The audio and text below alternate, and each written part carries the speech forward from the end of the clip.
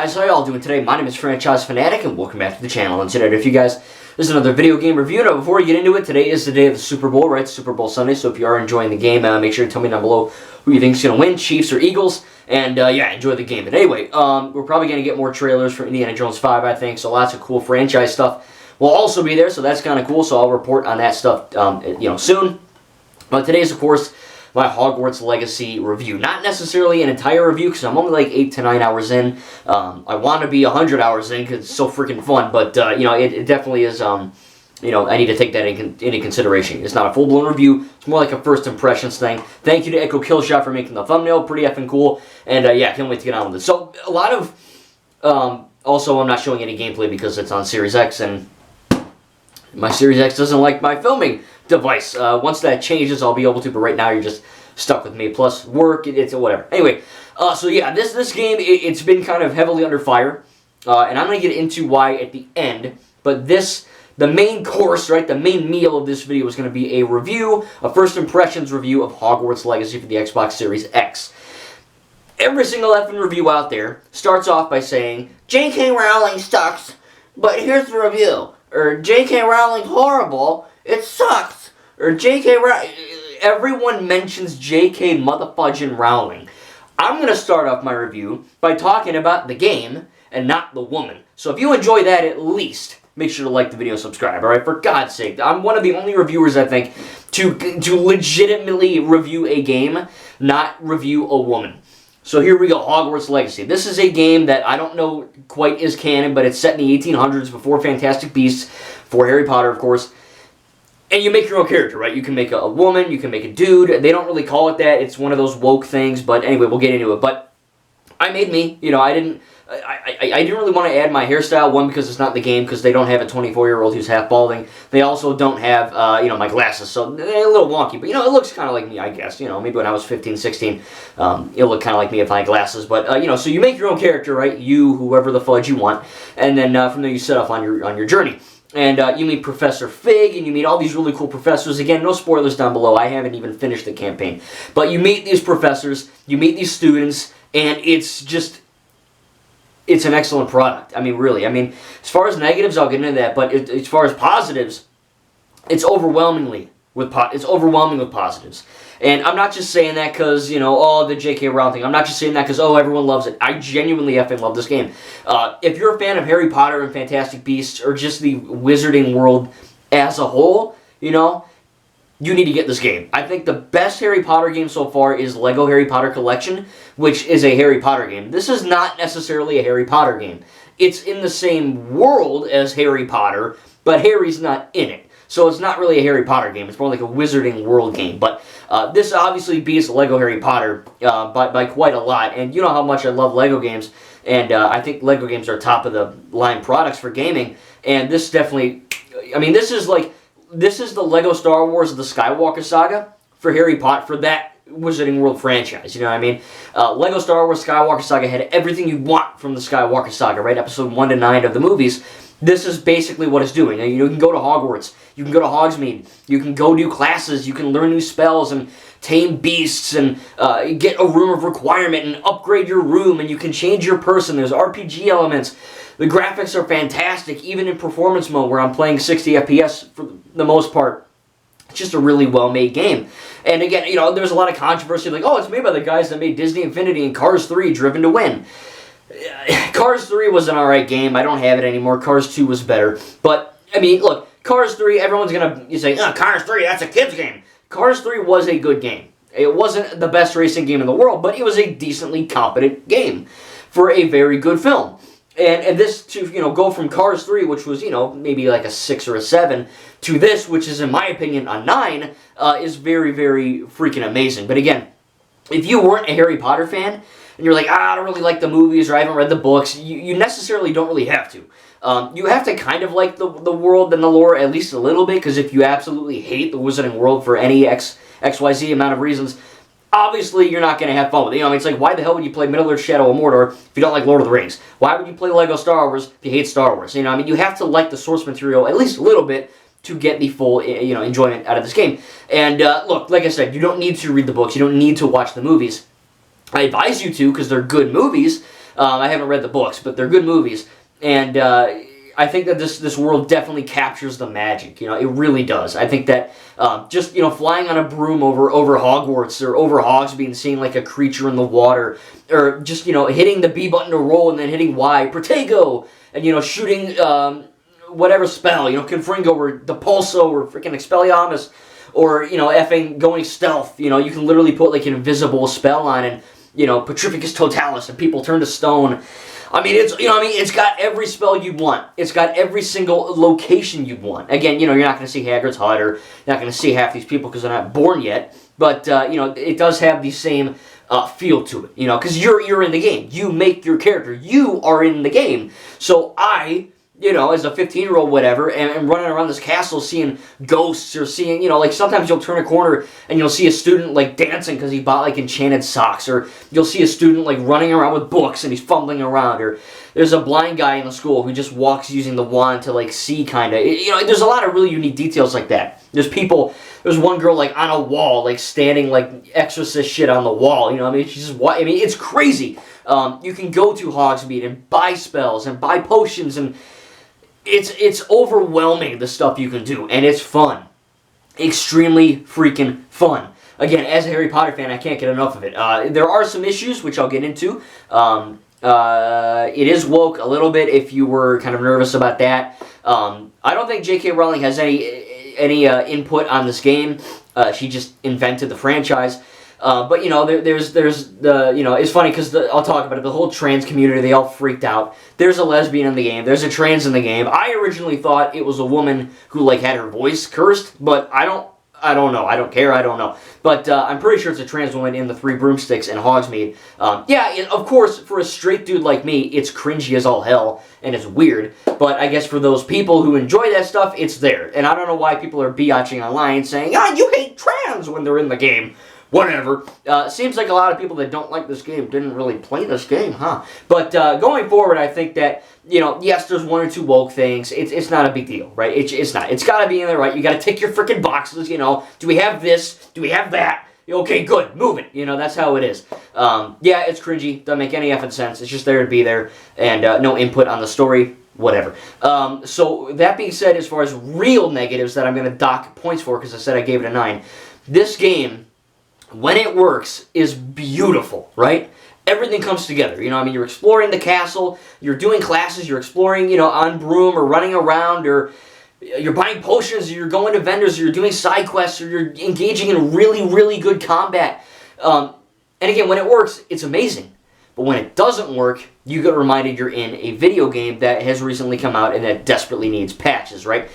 This game received overwhelmingly good scores, right? It's one of, I think it is now the best-selling game ever, something like that. It's good. It's getting crazy accolades, but at the same time, for PC players, it runs like dog cheeks. It's like 10 FPS, stuttering garbage. PS5, I think it's all right. Xbox Series X on my end, again, when it works right, it's great. But sometimes when you're exploring the castle, you're turning corners, you enter certain rooms, or you're flying on your broom over Hogwarts, or a lot of the stuff you do in this game, whether you're like on a broom going crazy, or you're just simply exploring the countryside or the castle, and you're slowly moving the right stick to turn the camera, the screen will go. It stutters, and it does drop in frames. Now I'm playing a performance mode, which does of course favor the 60 FPS. However, because, again, this is a new effing game. I mean, I'm recording this on, I think, the second or third day it came out. So it's still fairly new in its infancy. I'm sure the devs are going to patch it, But look, here's the thing. This game is seeing a trend that a lot of modern games are doing, right? Dying Light 2, Lego Star Wars for a little bit, Elden Ring, big Elden Ring thing, SpongeBob the Cosmic Shake, and now this, and Saints Row. A lot of new games release, and, maybe they're really, really great, or they're so much fun, or they look really great, and for the most part, they're fantastic, but they're stuttering. And it really, really F's you up. It really, really does. And Echo was telling me, he's like, I don't have any stutter, you're stupid. And then my one friend's like, I don't have stutter. I swear to God, it's not my eyes, it's not my Xbox, so don't tell me it's my Series X, it's not that. Go online, right, go on Reddit and Twitter, people have these effing issues. It's not horrible, but again, a lot of the game is silky smooth 60 FPS. And when you do something like turn a corner, or you're just trying to walk around and the camera goes, this is the left, this is the right side of my TV screen, it goes, It literally stutters like that. And it's not horrible. It's not Elden Ring. You know, Elden Ring, I call Elden Ring Stutter Ring because it's literally stuttering the whole damn time. And I love that game. But it's in performance mode, Elden Ring does not go to 60 FPS. It goes to 45 to 50, and it goes every time you move or do anything. Again, there are issues like that, and that's genuinely my only gripe. You know, the woke stuff, it's not counting that as a negative because that's like a subjective opinion. This is an objective error with the code. They need to update the game, they need to fix it, and they need to fix the stuttering and lag. Again, not bad, but when you're really enjoying the mood and you're really in the zone and you're like, holy crap, this is everything I want as a Harry Potter fan, and then you turn the corner, it's like, I'm playing a video game. You know what I mean?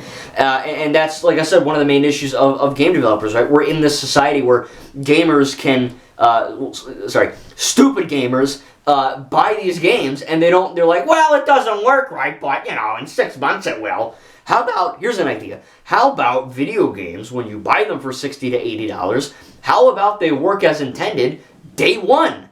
It's like buying I say this all the time, it's like buying a car, a very expensive ass car, getting in the car, and then halfway home the engine falls out, and the steering wheel breaks, and the radio explodes, and the engine pops.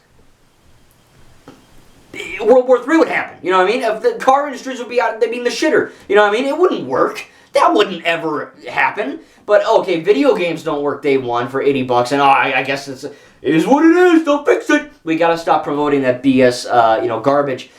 We have to expect AAA game devs, and I don't care that these guys worked on Cars 3. They are a AAA company now, much like GTA or Saints Row or Lego Star Wars or Dying Light or hell, even SpongeBob's a AAA platformer at this point. You need to make sure your game works day one. Now, I know there will be glitches, but when every game has this stuttering garbage, right? And again, it's not me, it's everyone. Google it. There's some issues here, and I get it. You know, a lot of games are coming out, and Forspoken, I don't have that, I won't buy it. But you know, a lot of the issues with the game, unoptimized, right? Stuttering nonsense, stuttering garbage, FPS drop. If you're marketing a game for 30 FPS like Gotham Knights or 60 FPS with Hogwarts Legacy, at least make the damn game run at that frame rate. Don't tell me it's going to run at 60, and then it's going to falter to 50, and it's going to stutter like effing crazy as soon as you move the camera. But when it works, it's a magical game for sure. And again, I love Fantastic Beasts and Harry Potter. Again, I'm not that far into it. I haven't finished the campaign. I've only learned a few spells, but I've been working my way through the castle and the grounds and the forest, and I've been battling enemies and collecting things and upgrading and crafting and whatever. And it's just, it's overwhelmingly brink with stuff to do, man. It's insane. As a Harry Potter fan, it's an easy 10 out of 10. Easy. I can look past the stuttering and crap. But as a video game that I'm playing for fun, that I expect to work, I gotta give it a 9. Before the day one patch, or whatever patch we got on the first day, I wouldn't have been able to recommend it. It was that bad. It stuttered so much in the castle and outside the castle. I was literally going to say to you guys, don't buy it, because it's broken. Thankfully, the patch, whatever the heck you want to call the patch, it works a little better. But again, look, it's new in its infancy. I'm not that far into the game, but from what I have played, it's fantastic. You desperately need to buy it. It will be on, I believe, Xbox One and PlayStation 4 in April 4th. As long as that doesn't get moved or get canceled.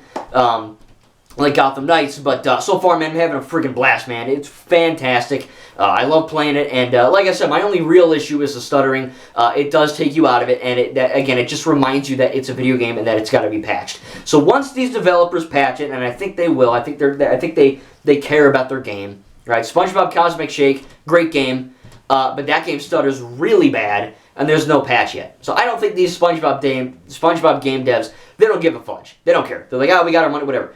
Which is a shame. This game, I think the devs are passionate, and I think they will fix it for PC, PS5, Series X, whatever console you're on. But again, as far as me, I'm having a great time, man. Graphics are fantastic. The story's really captivating. The combat is fantastic. The controls are great. The broom flying is fantastic. The level of detail is very immersive. Again, I've been to Universal twice now for the Wizarding World of Harry Potter, and it's, a little liberties have been taken because it's in the 1800s, but I'm like, wow, I was at the Three Broomsticks, or I went to Ollivander's, or I went to the Zonko's, and I bought a candy bar that blew up. Not really, but I wish. And it's like that, I mean? It's not to a T, but it's as close as you can get to a fully immersive Harry Potter, Fantastic Beasts-esque Wizarding World experience, because that's really what you want, you know what I mean? Like, have you ever seen a movie like Star Wars or Marvel or DC or Harry Potter and you said, wow, I love Harry Potter. I wish I could be there. I wish I could explore Hogwarts. Well, this game, Lego Harry Potter let you do that, but this game is a fully, way more immersive experience. Not to throw shade at Lego Harry Potter, because those games are amazing. You need to buy those too. But as far as a separate story in the Wizarding World mythos, whether it's canon or not, you gotta buy it. Again, just be aware there will be some stuttering. Not everyone has it. Either people aren't noticing it or they just don't have it. I happen to have it, and I also happen to notice it. It's not a deal breaker, but it is something to take advantage of. So hopefully they can patch that ASAP. Again, I'm going to give Hogwarts Legacy so far, first impressions, 9 out of 10. It's very hard to think of really any negatives that isn't performance-wise. But really, like I was telling Echo, I called him and I told him, I said, look, your game can be as amazing and as immersive as you want, but if it doesn't run good, what's the point of playing it? Because it's just a stuttering garbage nonsense of trash. And thankfully it isn't like that. It does stutter, as you guys know, I've told you, but it's not as bad as, say, Elden Ring. Elden Ring really Stutter Ring really had a lot of performance issues. That's what held it back from a 10 for me. And this is sadly what holds this game back from a 10 so far. Again, once I do finish the campaign and get a lot more into it, I will be making a separate, full-on review. But as first impressions go, yeah, there's a few issues here, a few hitches, a few hiccups, but I genuinely love this game as a massive Harry Potter Wizarding World fan, and it's fantastic. So if you guys want to get it, please get it ASAP. I know there's the whole boycott nonsense of J.K. Rowling. I really won't get into it because it's really, I don't give a crap, you know what I mean? I don't really care what J.K. says. I don't care what people think. If you're really that petty to be like, well, J.K. doesn't stand up for trans, so I'm not buying. It's like, just shut up, you know what I mean? Like, just stop. Who cares? Who gives a fudge? You know what I mean? It's just, unless she, murdered 17 people in a bank with a shotgun, maybe. But for expressing an opinion about her beliefs on biological people, are you really not going to buy a good game? You know what I mean? It makes no sense. And it was funny is that all the wokies and the leftists, all they wanted to do was ban this game. Ban it! And it didn't work. It's like the best-selling game ever, the best review game ever. It's a complete and utter success. And their boycott blew up in their friggin' face. I think that's hilarious. And if anything, their boycott actually helped this game to sell more copies. So, hey, thanks, guys. Appreciate it. And, again, I enjoy it. Whatever your thoughts on J.K. Rowling are, don't tell me. I really, honestly don't care. I don't want to start World War III in the comments. I'm not even really telling you what I think, because this review is based on this game as a quality product and not a woman. That Wired 1 out of 10 stupid-ass article where this lady, whatever, I think it's a lady, I don't know, she was like, this game is horrible, no magic, it's a 1 out of 10, it's trash. Why? What's wrong with it? Oh, well, J.K. Rowling sucks ass. I'm like, well, she has nothing to do with the game, you idiot. And then if you actually do some research, that idiot who wrote that Wired 1 out of 10 article, you know what her review thing is? I am not joking. Her review was Hogwarts Legacy, which was a 1 out of 10. And then her last review was a goddamn vibrator. Yeah, the woman thing. She reviews vibrators. And then she goes and reviews Hogwarts Legacy. You think that's a good video game critic? You know what I mean? I don't think so, Wired. So anyway, look, it just makes me mad. And I know I'm adding emphasis for comedy, but it really does piss me off. Because if your personal stupid bias toward a freaking woman because of her dumb opinion that shouldn't even effing matter to you in the first place is going to hinder you from, completely reviewing a game in an objective state, you need to touch grass, you need to get a freaking life, and I don't care what you think. You're a loser. To all those people out there, complete losers. And look, if you're going to review a movie or a video game, review the movie and the video game. Not the woman who created the movie and video game, or the world, you know what I mean? So with that being said, I think it's complete nonsense, and everyone who's biatching online and throwing a big stink, look, at the end of the day, this is a video game that teenagers and up will be playing. And I know babies will play it, but it's meant for teenagers and up, or 13 up. It's meant for fun. And if people online are going to say, well, J.K. Rowling did that, it's like, look, just shut up, you know what I mean? Just buy the damn game and play it. If you don't like it, you don't like it, But again, her stupidity and people just going crazy on this woman is really, I think, unfounded and just really comedic at the end of the day. It really makes me laugh. It's sad because, you get reviews like that 1 out of 10 where they're like, oh, man, it sucks. Why? Well, J.K. Rowling. Huh? She didn't even make the game. She had nothing to do with the game. You know what I mean? All she did was invent the world. So it's really petty, really stupid. It makes no effing sense. But again, hope you guys enjoyed this review. I had to mention it because I think it's really funny that everything these woke people try to do is blow up in their face. It's pretty funny. But this game on its own, first impressions, 9 out of 10, really great. Again, I tried my best to review. I did. Okay, I reviewed the game. I didn't review J.K. Rowling. I touched on her, but I didn't review her. Right? I reviewed the game. So if you enjoyed that at least, because it really irks me when I see these reviews and all they do is talk about J.K. and not the quality of the product.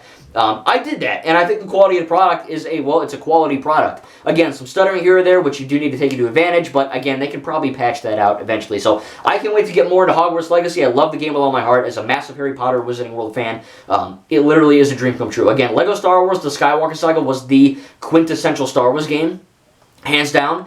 And this game, Hogwarts Legacy, is the quintessential Wizarding World experience that everyone can enjoy. Again, it's teen up, but it's just a fantastic product, and I love it to death. And again, issues, but hopefully they get patched out. But again, when it works, it's flawless. Anyway, hope you guys enjoy. Make sure to tell me down below if you have Hogwarts Legacy, what you think. Again, let's not really talk about JK, because again, she has nothing to do with the game, and cannot wait to talk more about this game as I get further. And yeah, it's funny. Takeaways. Woke people are funny, and of course, this game is fantastic, and I really was excited to review this, because I wanted to showcase my thoughts on the game, and not the woman and all these people that tried to, have giant hate-love they love to hate it, they have a love-hate relationship. I just love the game. Yeah, sometimes it stutters, but whatever, they'll patch it. It's a great game. Buy it. Thank you guys, and we'll see you in the next video.